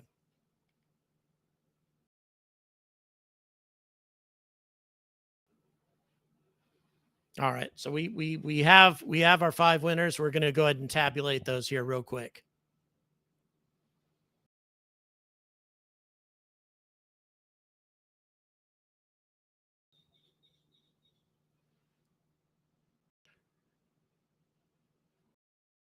All right, here we.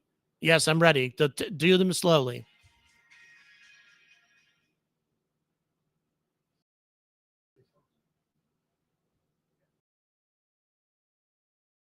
Dan, D-A-A-N, is that it? Just Dan? With lots of A's. D and lots of A's and N. Okay, so Dan just won one of those memberships. Matthew M21 is our second Discord winner. W Skinny is our third Discord winner.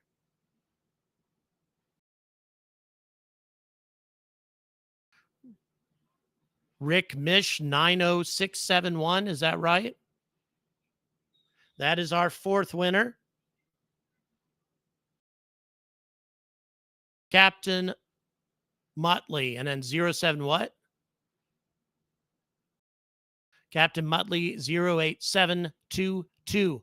Those are our 5 winners. Congratulations, guys. Fantastic. And again, this is the sort of support that gets me to these kinds of events and allows me to cover these sorts of things in person. Just mind-boggling. Again, the launch was amazing to see. I wish I'd been able to see a boost back, but you know what? That's space flight. You can't expect these things to go perfectly. How long do we have before the Raptor burn? 2 minutes, approximately 2 minutes to Raptor burn attempt in orbit.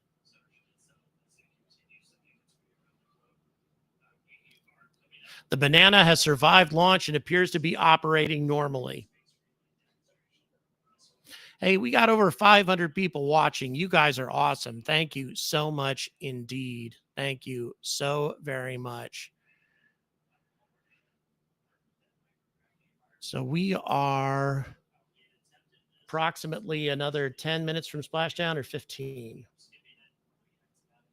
About 10 to 15 minutes to splashdown in the Indian Ocean. We should see this in daylight.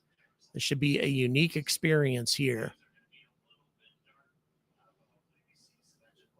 Should be very, very interesting indeed to watch this process.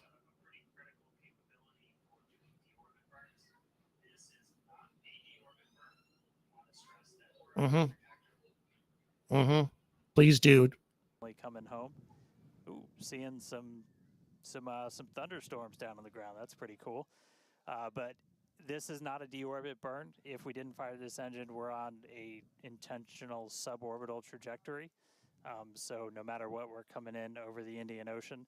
Firing off the engine does change your exact splashdown point a little bit, but we've got this keep out zone across the entire Indian Ocean that we made sure was clear ahead of flight, and we continue to monitor during. But we're going to aim for that and hopefully see this relay test coming on in about a minute. It's just going to be one of these engines, and it uses what's called the header tank, so these small spherical tanks in the very top of Starship up in the nose cone.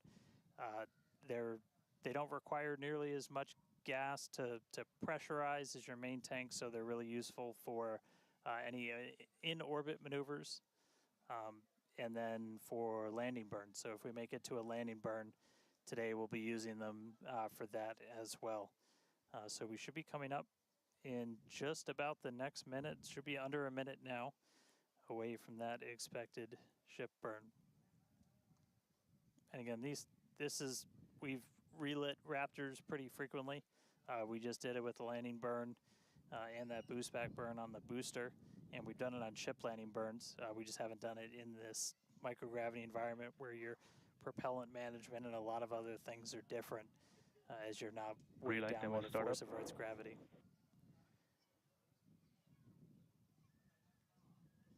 And just heard the call out for startup. There's some light. There's that Raptor relit. And shut down. All right, there you have it. The first time ever lighting a Raptor while in outer space, other than our ascent burn. Raptor relay.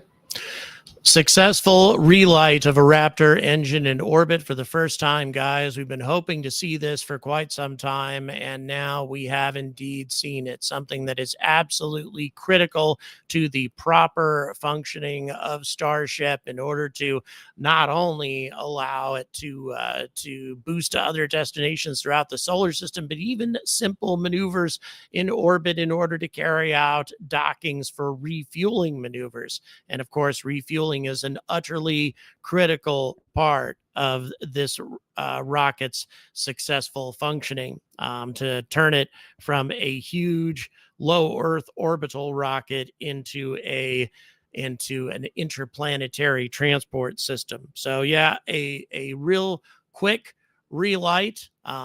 May have not looked all that incredibly impressive, but at the same time, successful, and that's what's important. Dalek 2150, thank you so much for your support.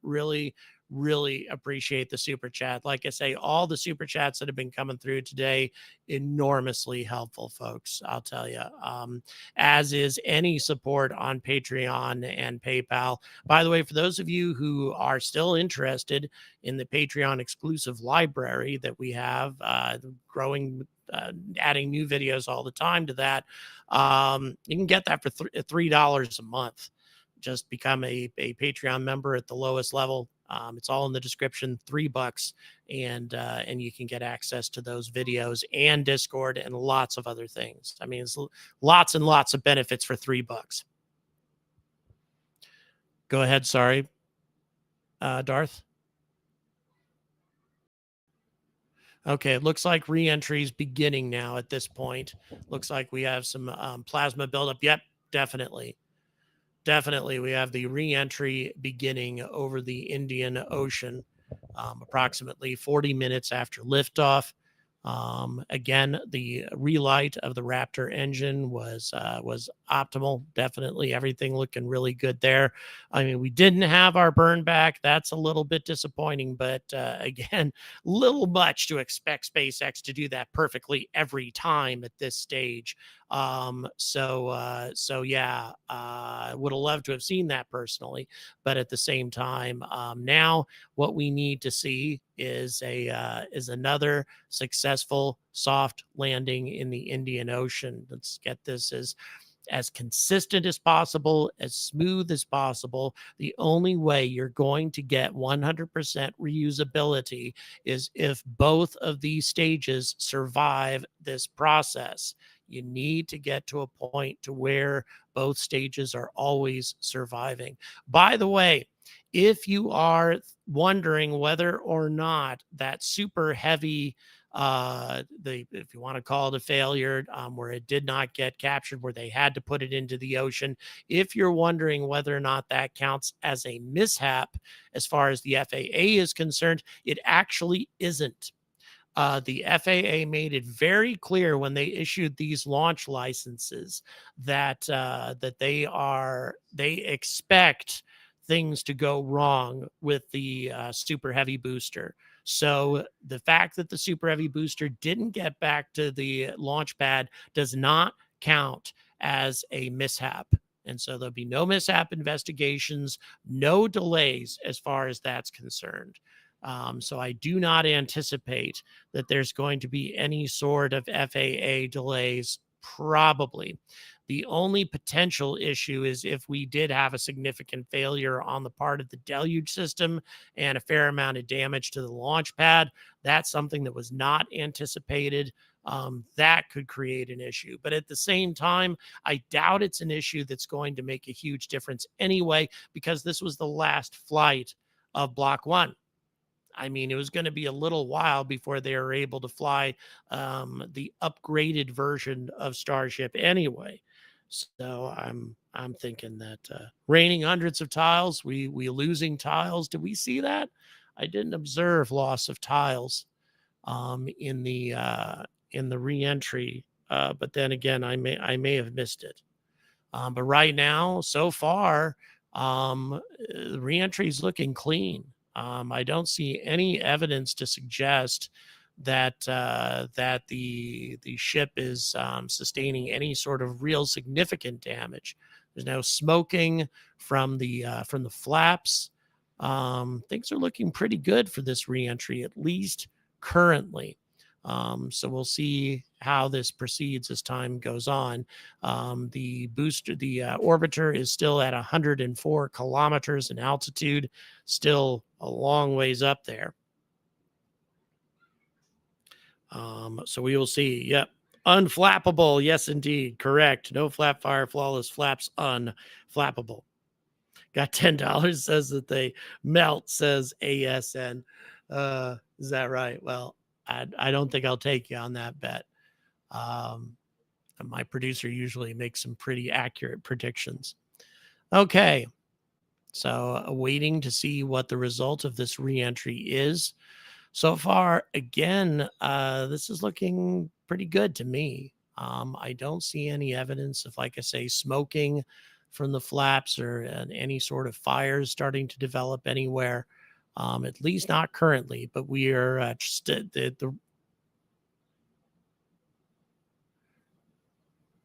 Okay. So, however, there is something to be said here at this point. As good as this looks right now, the speed is still increasing. You may notice that on the bottom right of your display.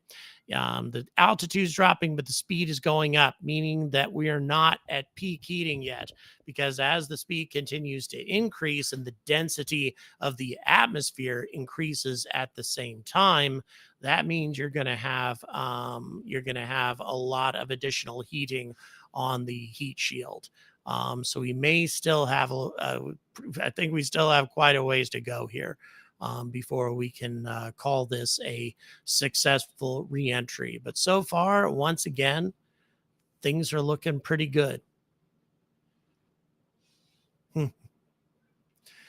Things looking pretty good at the moment. Speed still now dropping a little bit. Staying pretty steady, though, at the 26,800 kilometers per hour mark at an altitude of only 92 kilometers. So still have a lot of heating, a lot of punishment going to this heat shield. But once again, I'm not seeing much of evidence of the rocket sustaining any significant damage. Not yet, anyway.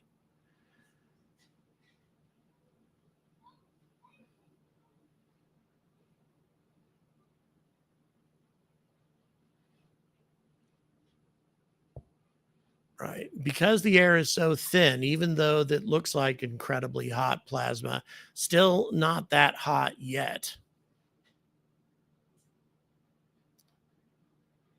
Over 26,800 kilometers per hour, an altitude of only 88 kilometers.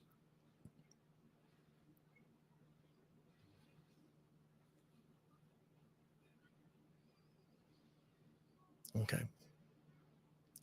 All right. Right now, SpaceX is kind of giving a quick, just kind of a quick rundown of what already happened.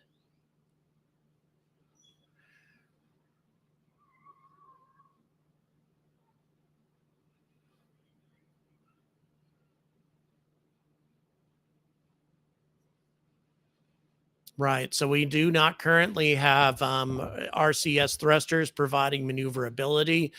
The orbiter is now completely in the hands of the flaps. So far, flaps still look like they're holding up okay. We'll see. Keeping a close eye on their status, but not too bad yet. Still got a ways to go. Over 500 people watching. Thanks, guys. Really appreciate you tuning in. Please don't forget to like and subscribe.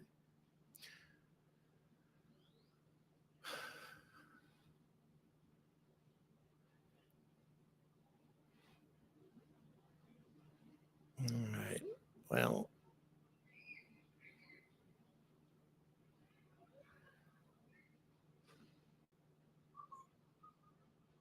right. Right. Currently, what is happening, and again, this is as is anticipated. Starship's altitude is not dropping that much, but its velocity is dropping, and that is, of course, because it's trying to bleed off as much speed as possible in the upper atmosphere before it gets too dense and bleed off a lot of velocity, because if you hit the lower atmosphere, more dense air at a higher rate of speed, then of course you're going to burn up your ship. So it's a very, very challenging process. Very, very precise. Any reentry, not just Starship, any space vehicle re-entering the atmosphere has to go through a very specific series of processes in order to make sure that it doesn't burn up. At that kind of velocity, the atmosphere, just the air, can absolutely destroy even something made out of stainless steel.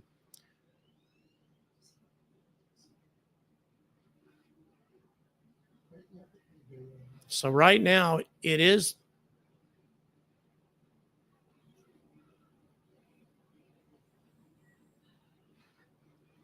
interesting. We just had an observation made by SpaceX, and this is quite fascinating. They've done some reinforcements to certain parts of the ship, but this is actually an older generation heat shield. They do not have the ablative modification, the additional layer of ablative protection is not on this shield. So this could be interesting to see how well this survives.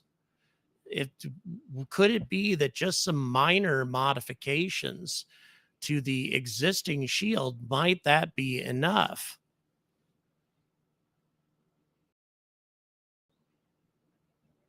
It's all very interesting. Boy, you're seeing those streams of plasma hurtling past the rocket. This is a very interesting perspective, by the way, from the Raptor's point of view, if you will. Wow, look at that. That is a beautiful, beautiful sight. Again, kind of unique.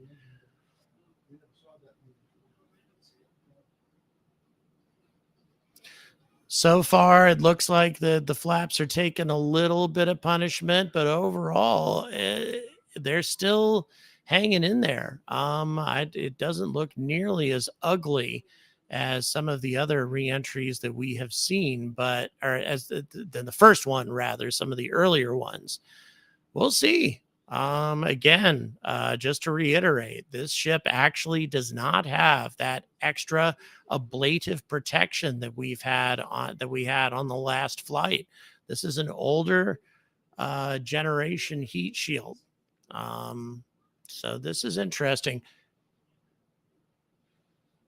Yeah, we're getting some color change to the stainless steel. Of course, that's because of a tempering change from the heat. But again, well, the flaps are really starting to look. They definitely look like they're taking some punishment, but at the same time, they're still holding up. But that could change at any moment. We'll see here. Very interesting, though, that again, this being the final Block 1 flight, this is maybe just a rocket that they wanted to get out of the stable and do another flight test to try to fine-tune their process. So it'll be very interesting to see what happens with this flap. If minor modifications to the old generation heat shield might be enough to protect it.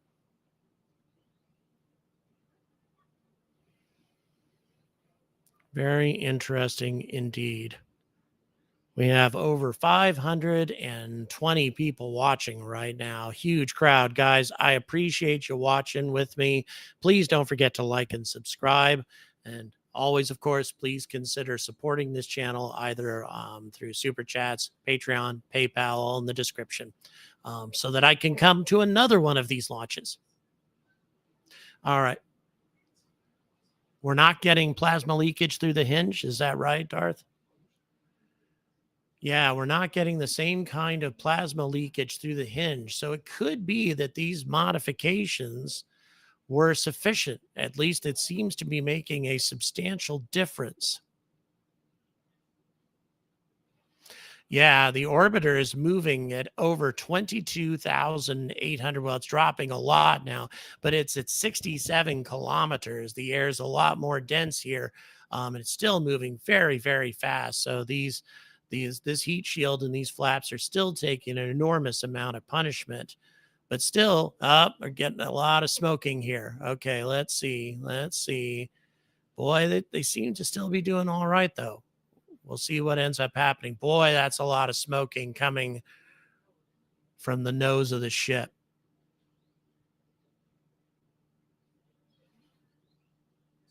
All right, just an atmospheric effect from the pressure difference is actually what that is. But still, it does look a little it looks a little ugly. We're still over 21,000, actually just dropped under 22,000 kilometers per hour at an altitude of 66 kilometers, still trying to bleed off velocity.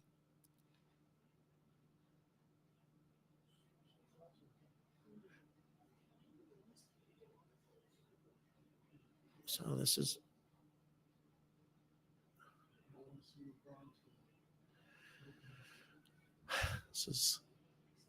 Yeah, I have to admit, this is sort of tense as we're trying to see if the heat shield can actually survive this problem.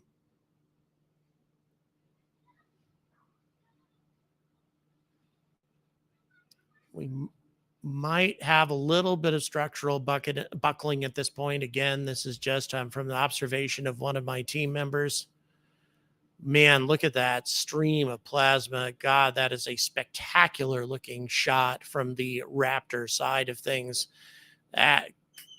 Man, that's amazing.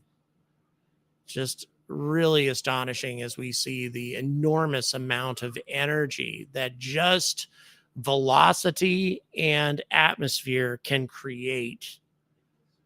Mind-boggling, actually. Yep, we're starting to see evidence. Yep, they're getting a little bit of sunlight now beneath the vehicle. Yeah, I think we're going to have an early morning landing attempt of the orbiter in the Indian Ocean, which is an important thing. Who knows? They may try a retrieval here. For all we know, they might have a retrieval vehicle ship waiting in the region. Might be one of the reasons why they want to do a daylight landing.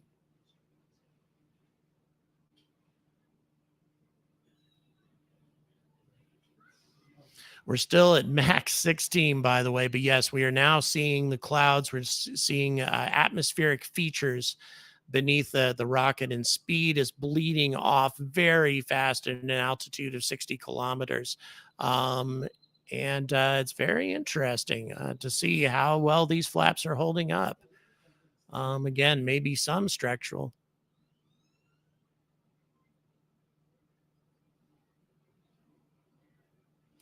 All right. Currently, about 98 degrees east longitude is where Starship is, based on where the sunrise is currently in the Indian Ocean. Again, we are seeing atmospheric features beneath Starship as we close in on a landing. This is an interesting additional feature to this landing attempt. Quite fascinating indeed. Unfortunately, SpaceX is not showing what's happening to their flaps. Here we go. Here we go. Maybe a little bit of damage to the corners or something like that, but overall they seem to be holding up. Apparently, the modifications made to the hinges, that might be enough.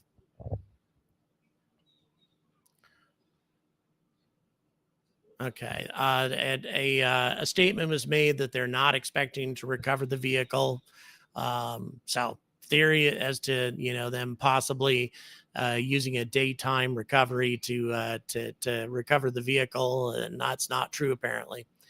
So in any event, it still should be interesting to watch this thing, and I think we can also expect that there's going to be a drone camera vessel at the landing location. So this could be very interesting indeed. Still over 15,000 kilometers per hour. Speed still dropping very rapidly at just over 50 kilometers in altitude. But yeah, I would say that those flaps look like that they're surviving.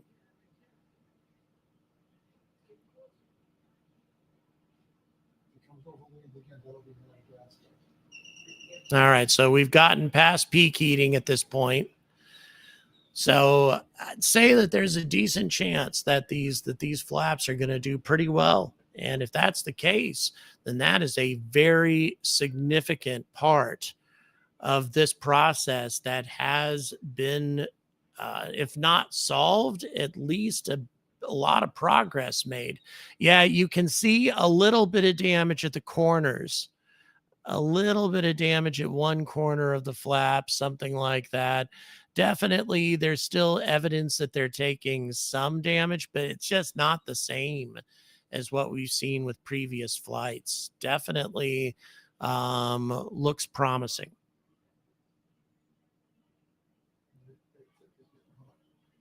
The aft flaps look quite good, by the way. It's on the nose that is not quite so good. So yeah, very, very interesting.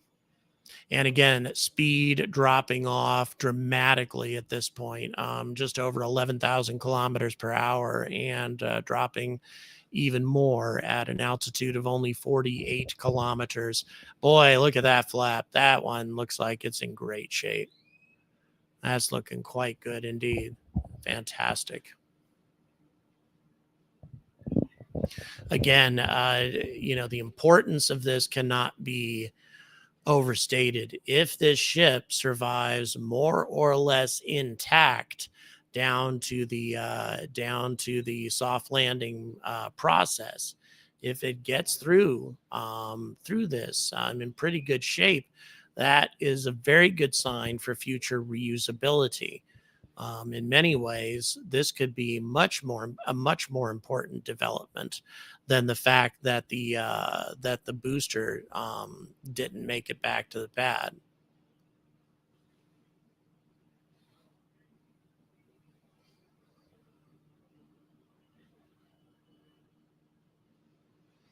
Plasma burning is essentially at an end at this point. Yeah, we Looks like we have a little, I mean, that's definitely some melt through there on one of the flaps. It definitely took a little bit of punishment, but overall, pretty minor compared to the damage that we've seen on other flaps. And I'm very impressed, by the way, that and it is very impressive that SpaceX shows us all these details. That's a great thing. Good to see. Good to see some transparency.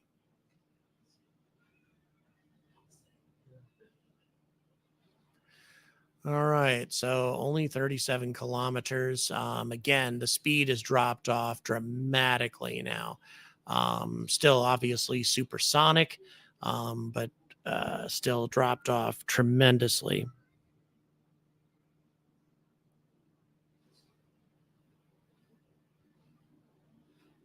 All right, guys, just over 3,500 kilometers per hour and still dropping off tremendously as the speed plunges toward terminal velocity. Altitude still a ways up there at 30 kilometers.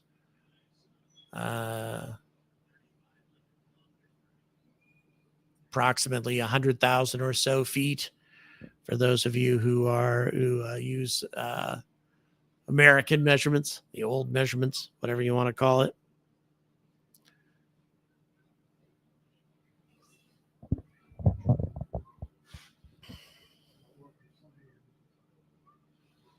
Yeah, you see the forward flaps are now in motion. So obviously they are functional and contributing towards the maneuvering of the vehicle. Altitude just over 20 kilometers now, or just over 66, between 60 and 70,000 feet.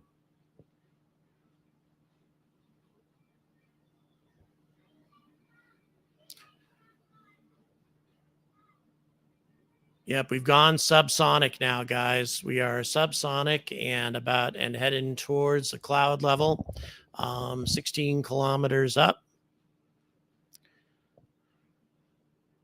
Things are definitely looking good.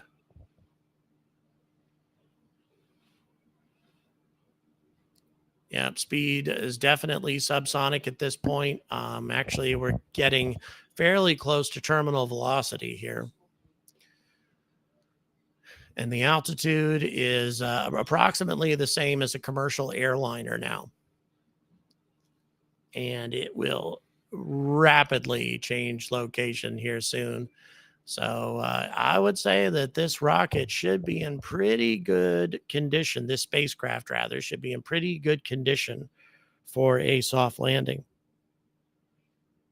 And yes, a statement was just made. Thanks for your work, ASN. Totally agreed. Thank you so much. It's after 11 o'clock in the UK, and he is still working hard and contributing towards the success of this channel.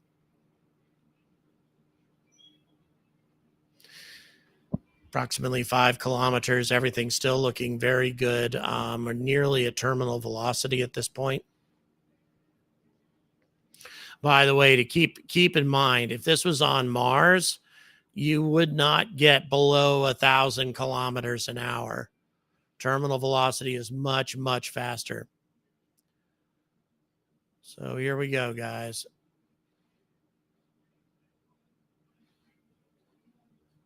Things are looking good, looking good. Let's see, 2 kilometers. We're getting ready for an engine relight and flip turn. Flaps seem to be functional. No real problems here. Looking good. We get a real good view of it now because of the daylight landing. Here we go. The altimeter is clearly a little off because it's just showing that we're at 0 kilometers. Okay, relighting. Here goes the flip turn. And here goes, yep, engines engaged. Things looking good. Oh, look at that. Look at that. Hovering. Beautiful. And yes, exactly where it's supposed to be, because we have a landing ship, a recovery ship, keeping an eye on where this thing is settling down Absolutely magnificent looking landing. Clearly, we had a very good idea. And there's another, by the way. I kind of wonder whether or not some of these cameras are dumped off the ship as it's landing, but that looks very beautiful indeed. Very beautiful landing. Again, this sort of thing in the ocean is a little bit different than trying to get captured as it comes in, but still, that looks pretty damn good, I'll tell you. That looks pretty good indeed, folks. Very nice, and quite an interesting surprise for all of us to see a daylight landing for Starship. Daylight landing. Okay, producer, we'll go ahead and transition to full screen here. So we'll transition to a full screen when you get a chance. All right. Hello, guys. So, hey, how about that? That was a nice little surprise at the end. Really a beautiful looking landing in the Indian Ocean in early morning hour conditions. Yeah, that definitely was a positive thing, a positive ending, a good exclamation point to put on this final flight of Block 1 for Starship. So, yeah, I can't say anything bad about that. That looked very good. And really, the ship seemed to perform quite well and survive quite well through that re-entry process. Remains to be seen what happened to the OLM and the overall launch facility. We'll see what happened with all of that and see just whether or not there really was a failure with the water-cooled plate, or if it was nothing all that significant. Again, we'll try to get as many details for you on that as we possibly can. But overall, another really good looking test flight from SpaceX as Starship moves forward to become the human landing system for Artemis, to return us to the moon, and of course, the spaceship of choice to get us to Mars. Thank you very much for watching. Please don't forget to like and subscribe. Thanks so much to those of you who contributed to getting me out here. And if it's something you want to see happen again, also if you want to help me get back to the UK, all the details are in the description. So until next time, stay angry about space.